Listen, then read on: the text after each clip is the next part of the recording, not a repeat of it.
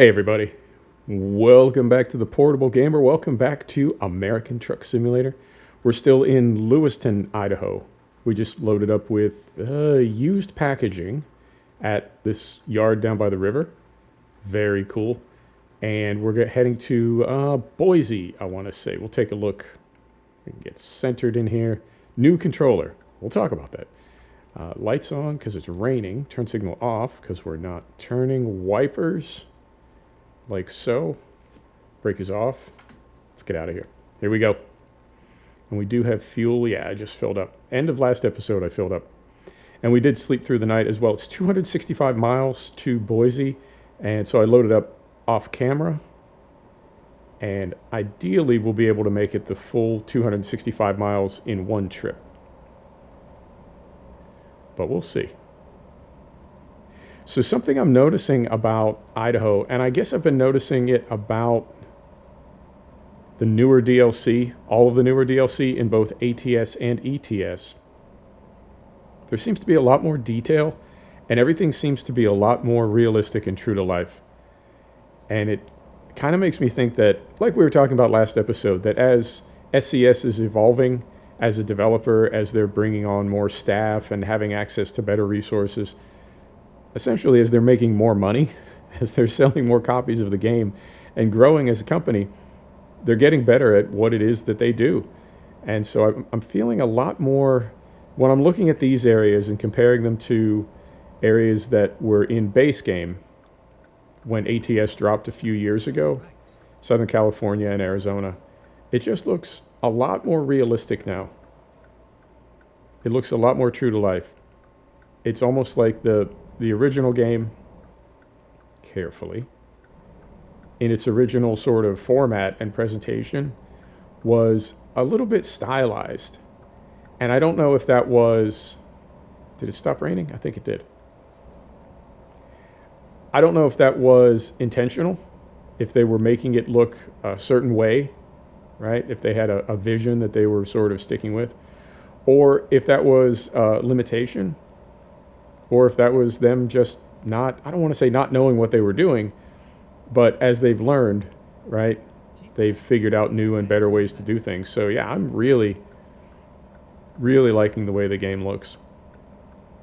All right, so we're going to take a left here, and then this tricky little intersection over here. We've been through here a few times. It's got a funny angle, but we're going to be heading directly across the highway. We won't need to make that turn like we did when we came into Lewiston last episode. Right, so how is everybody doing? It's Saturday. It's a lovely, beautiful day. As soon as I'm done recording this, I am going to go run around the golf course and the botanical garden. It is a good day. Okay, so we're really more or less just making a left turn. Okay, it looked like on the mini map, it looked like we were doing something a little bit more complicated. I'm going to go ahead and pull out in front of this. Looks like a little UPS truck or something. Okay, over here. Here we go.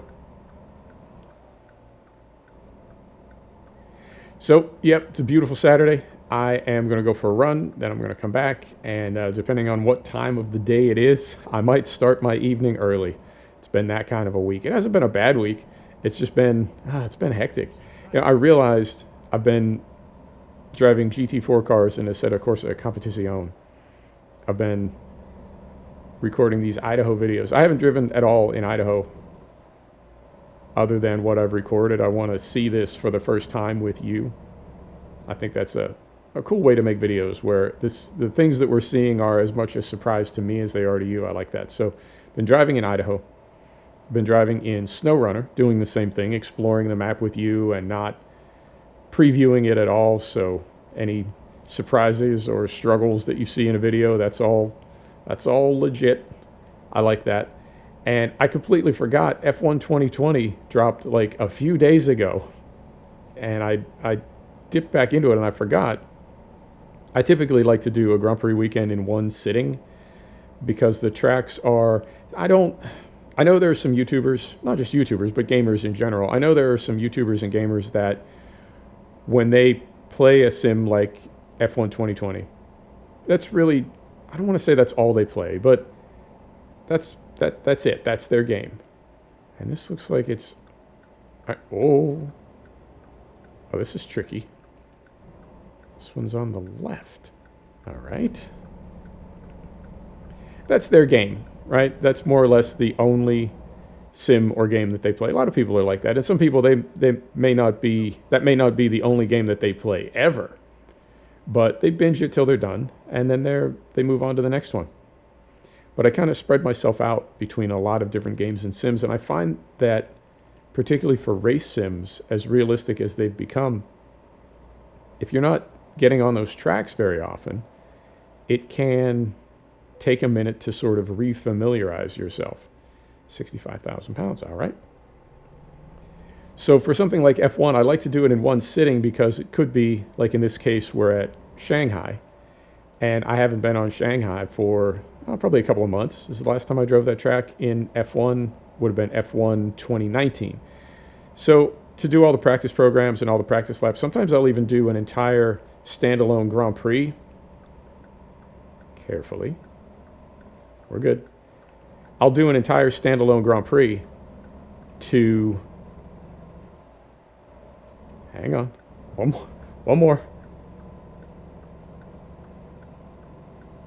Sir. Sir, you're really not helping me out here, buddy. I gotta kind of force this. This is a catastrophe. Somebody. God.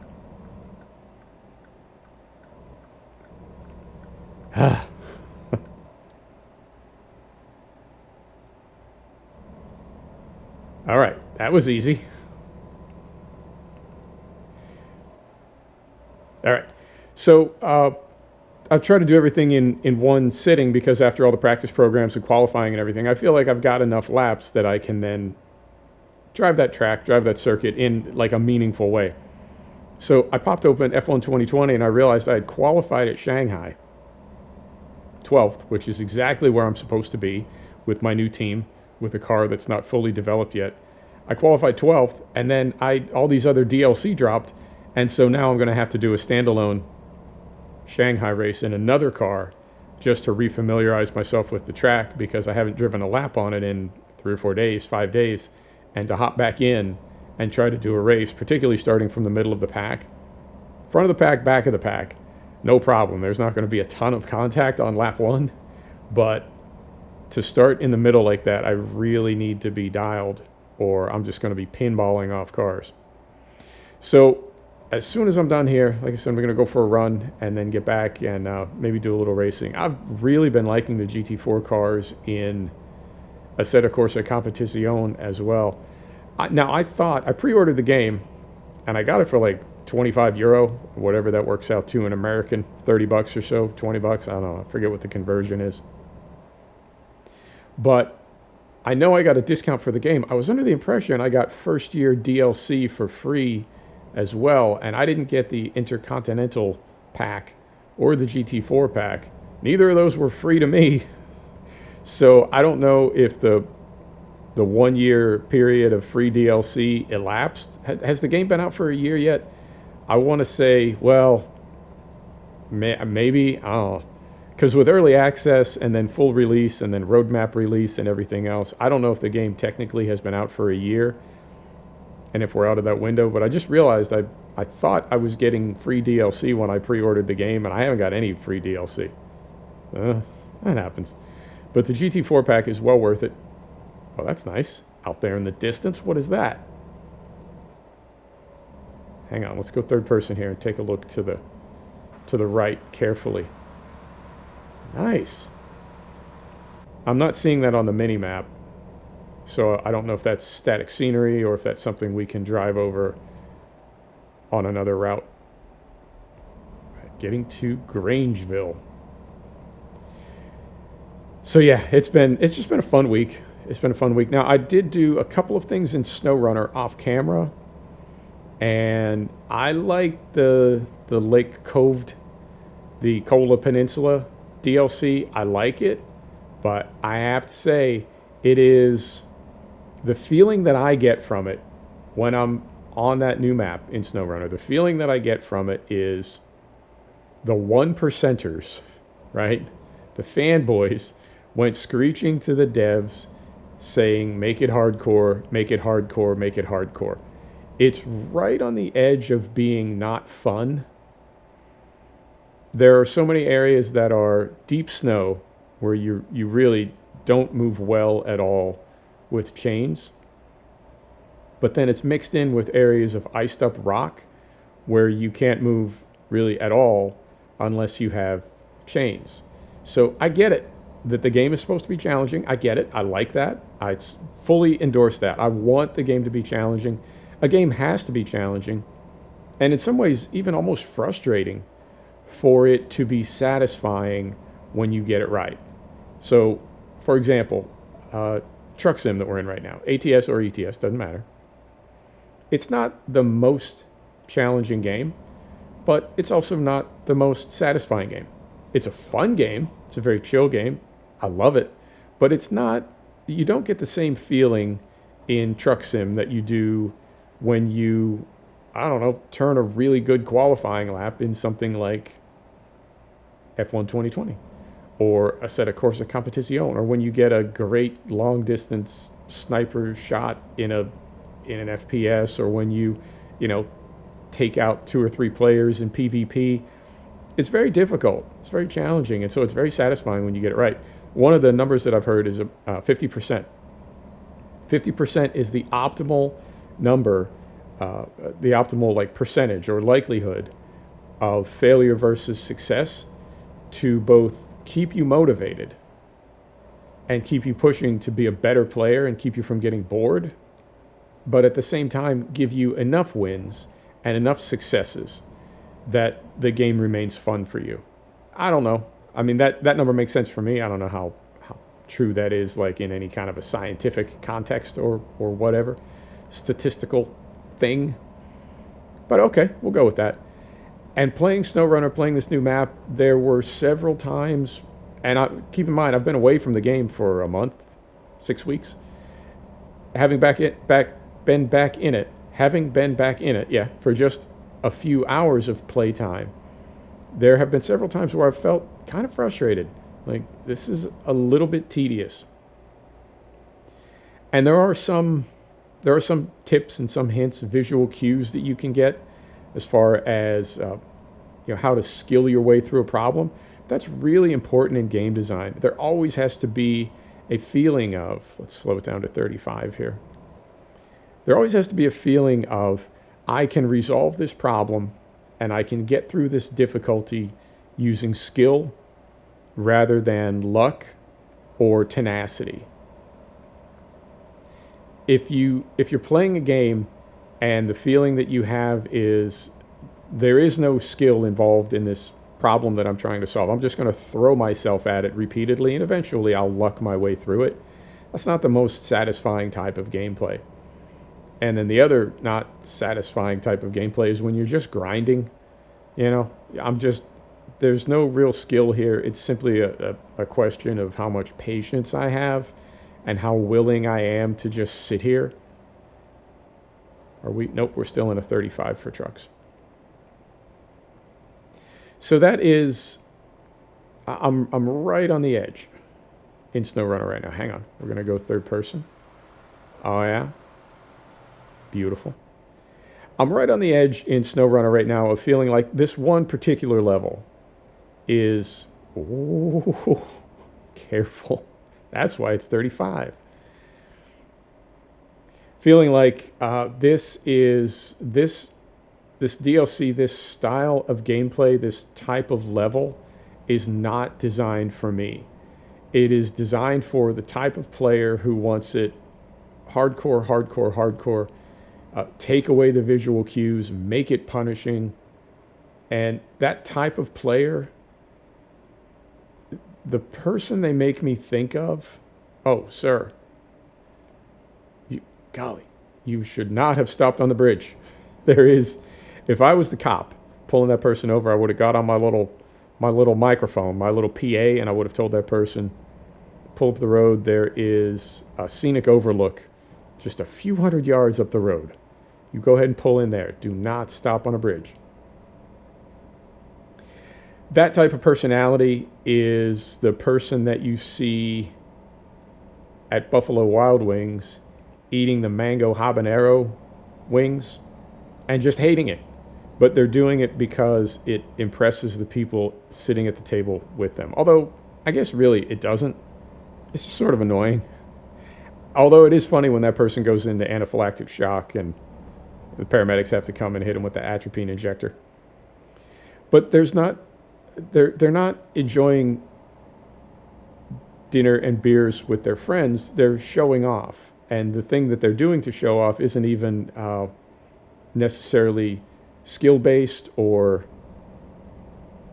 carefully or impressive in its own right. I mean, you can look on YouTube and find people speed running levels on SnowRunner. You can find people even something as quick and simple as turning an extraordinary lap in a racing game or a racing sim.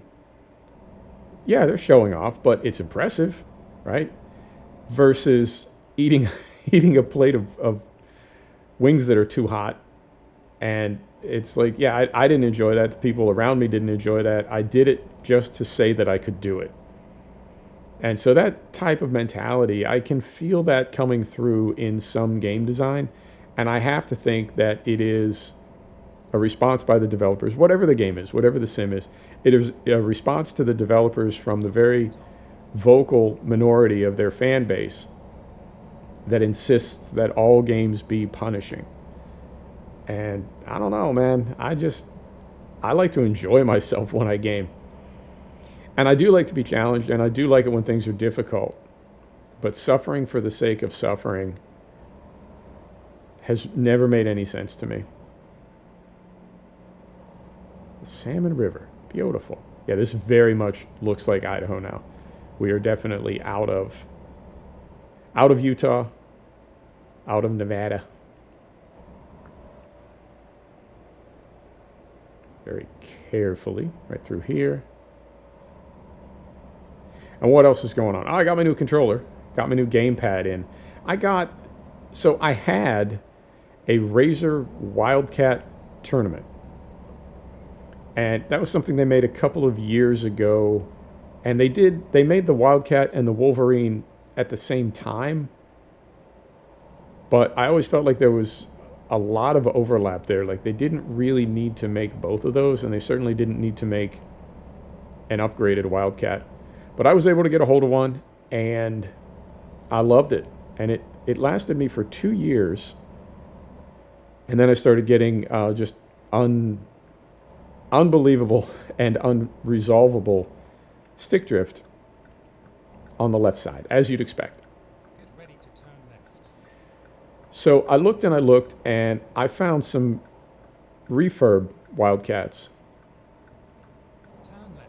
But since I had stick drift, now the thing did last 2 years and thousands of hours. So no worries there.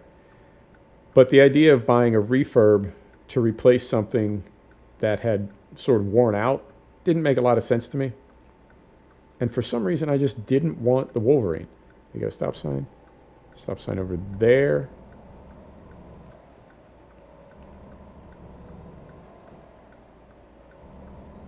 Did not want the Wolverine. So what I ended up getting instead, about a month ago, maybe 6 weeks ago, I got a SteelSeries Stratus Duo, which I guess, I mean, for all the high-end gear that SteelSeries makes, they really don't make a lot of or very good controllers. But I read about this one. It seemed okay. I wasn't entirely convinced on the wireless because I have so many wireless devices going into a hub right now. And I'm told that you don't want to run that many wireless devices. Now, I'm not doing any kind of competitive gaming, and the most critical input that I have is my wheel, and that does go straight into the motherboard. The USB port that I use for that is, there's no hub. I don't even use the USB on the front of my tower. It goes straight into the motherboard. I'm told that's critical, and it treats me right. But everything else, I just ran out of USB ports, so I do have to use a hub. So I've got a lot of wireless inputs into a hub. I'm told that's not the best setup, but I have no choice. So I was reluctant to get a wireless gamepad. And from the jump, the thing was disappointing. Now, this is my experience only. This is not a review by any means. We're just talking while we drive the truck, like we do. And this is, it's not a turn proper. We're just going around a bend, so we'll turn that off. But I couldn't update the firmware. From the jump, I couldn't update the firmware, and I did use Go straight on. their cable, their USB cable. I did go straight into the motherboard. I actually tried every USB port that I had and every USB cable that I had. And what I found was every different USB port that I plugged it into, it registered it as a new device. And it's got an option to select between 4 players, but it sort of does this automatically. And I think the reason it reinstalls itself and the reason it works out that way I don't know this for sure, but I think it's so you can use 2 of them on the same system. So you plug one in, right, and that registers as controller 1. If you plug another one in, that registers as controller 2. That makes sense, but I don't understand why it can't recognize that you're plugging the same one in. And that could just be a limitation of hardware, or who knows what. But basically, I have like a dozen SteelSeries controllers installed on my tower right now. And because they're not numbered, my games and sims have no idea which is which. So for something like Truck Sim, as an example, when I would fire up Truck Sim with that controller,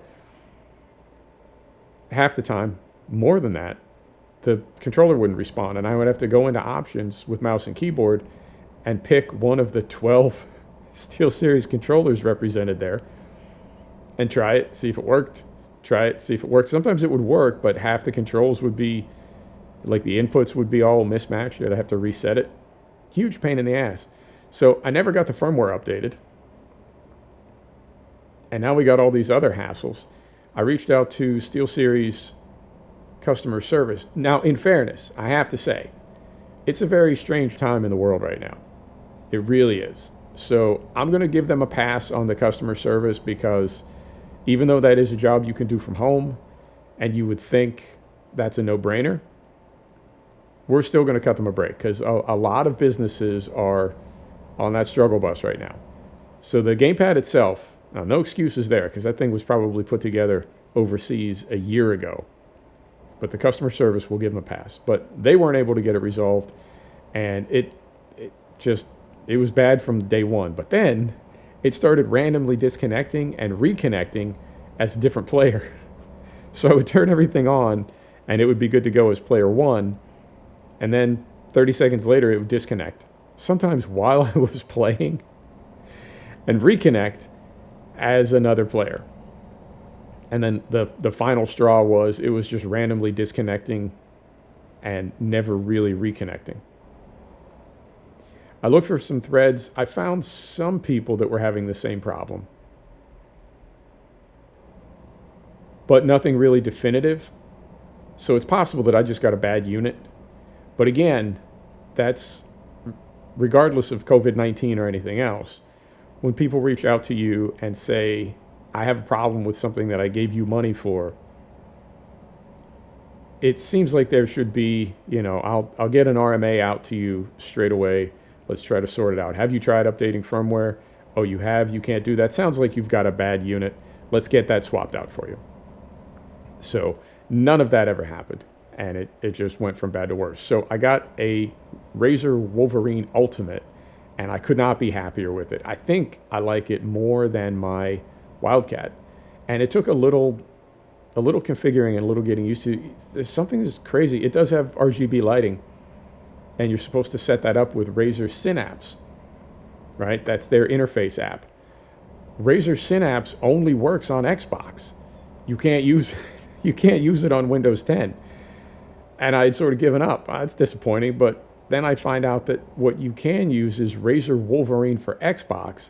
You can install that on Windows. So I got my lighting, my RGB lighting to match all the other LED RGB lighting on all my other devices. Love it. And I got my buttons configured. You can't, because it is primarily an Xbox device, you can't fully macro the buttons and have, one of the back buttons. It's got an extra 6 buttons on it, but you can't set it up so like the back button is your space bar, right? No space bar on Xbox. So you can only reassign buttons to be other gamepad buttons. So A, B, X, Y, up, down, left, right, triggers, etc. It does have, for shooting games, it does have a little switch you can flip that takes the travel on the triggers down to essentially 0 and makes them like super, super sensitive. And it's also got, this I've not seen before, 2 of the back buttons, one on the left and one on the right, you can kind of grab them with the tip of your ring finger. One is called Agile and the other is called Focus. Yeah, I think I'm remembering that right. Focus drops the sensitivity on your thumbsticks down to like, I don't know, probably 20% for setting up like sniper shots or something.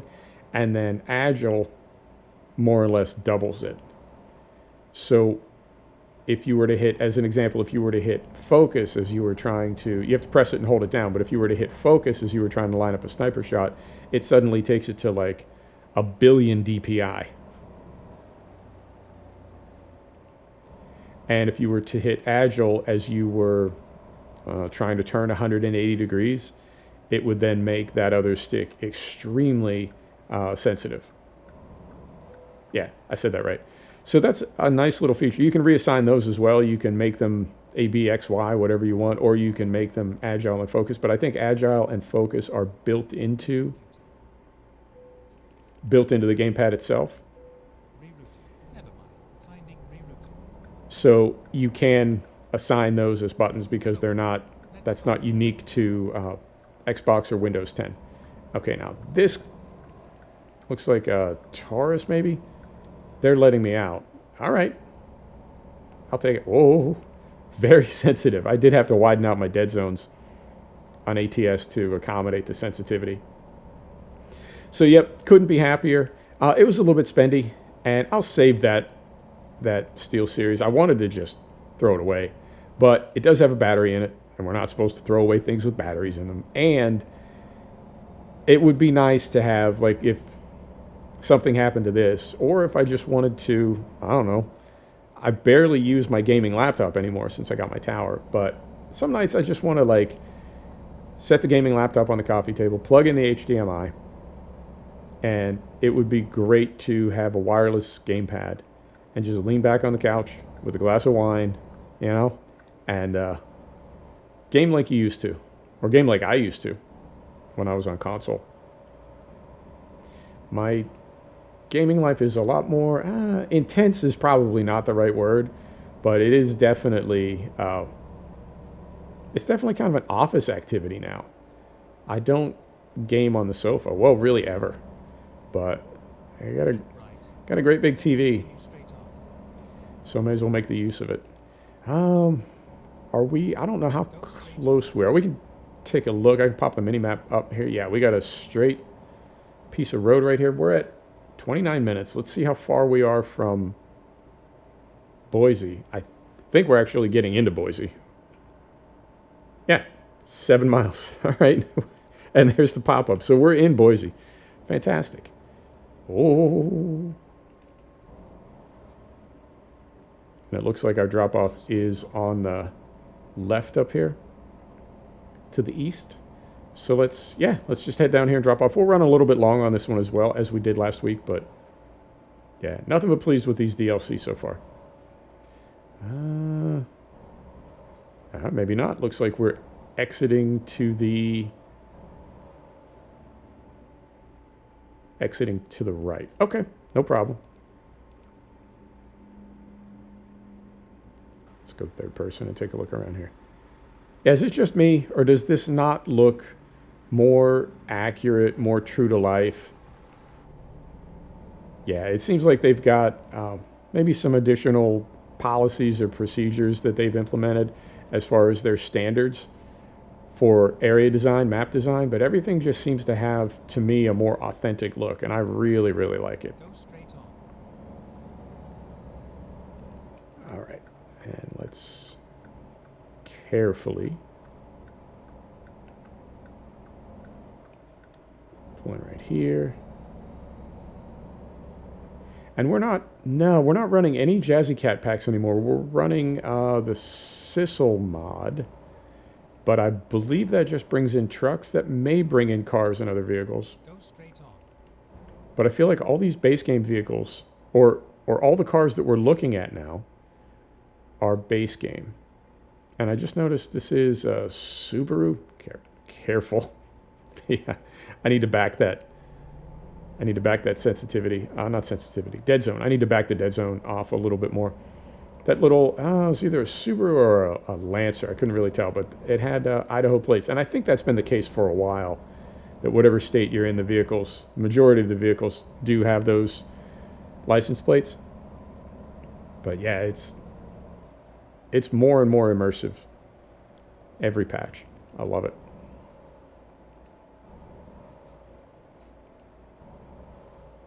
So we'll get flipped around here. Oh, this is nice too. Yeah, this is... I don't want to like go on and on about this, but this is really... It has the feeling, in the same way I've said in other videos, the Southern California, Palm Springs, LA to Las Vegas, that area through the desert has a very authentic feel. Gives me makes me suspect. Makes me think that the developers sent a crew out there and they actually spent a good deal of time in that part of the world with cameras and video cameras and, I don't know, journals, whatever else it is you use to try to capture the feeling of an area. I feel like they definitely did their research.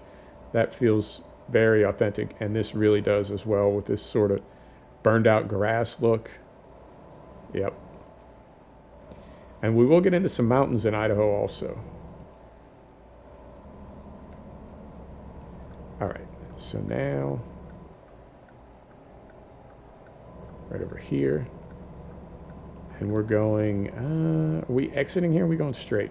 I think we're going straight. And we are exiting. Of course.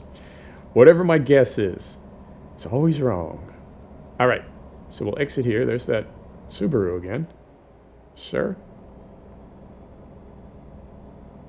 Oh, no, we are not exiting. Okay. So I was even wrong about being wrong. Right over here. Oh, the one time that I don't look. All right, that's on me. That is 100% on me. Fortunately, it sort of happened like off camera. We can pretend that never happened. Yeah. You know, I always look. I do. I always look, and that time I did not, and sure enough, there was a car there. Of course, we'll look this time, and there's no car. And then exit right.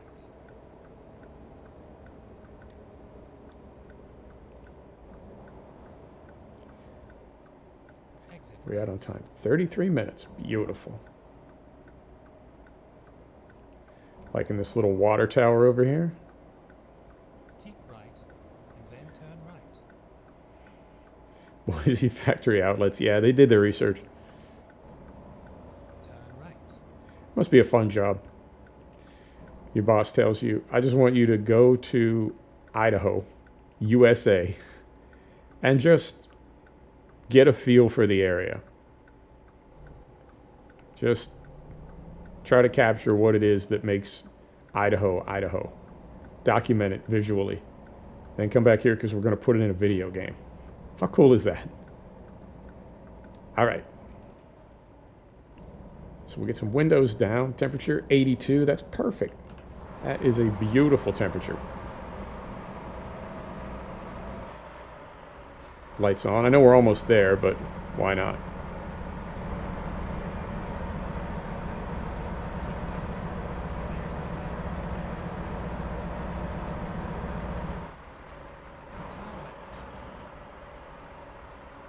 Swing it right in here.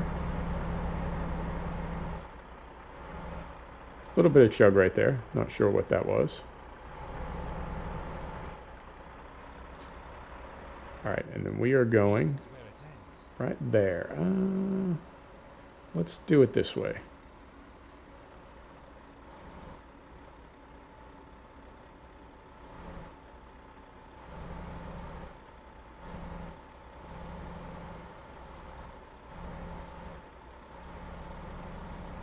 Don't need that turn signal anymore.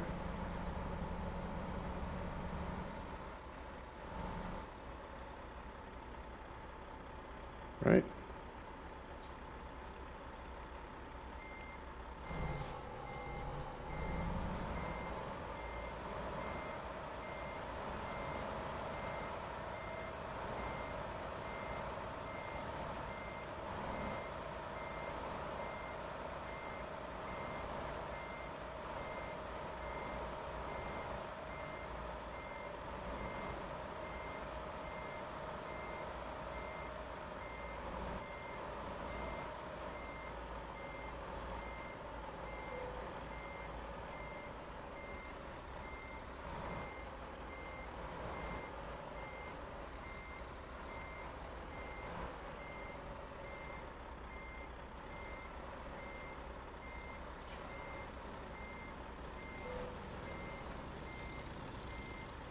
There we go. All right, planes flying overhead. All kinds of excitement in Boise. All right, engine is off, brake is set. How'd we do? We are on time. We did have that collision and get a ticket, but there's no damage. Everything's good there. 10 grand. I'll take it. There you have it. Thanks for stopping back to check out the Portable Gamer. Thanks for joining us for another episode of American Truck Simulator. We'll see you next time. Take care now.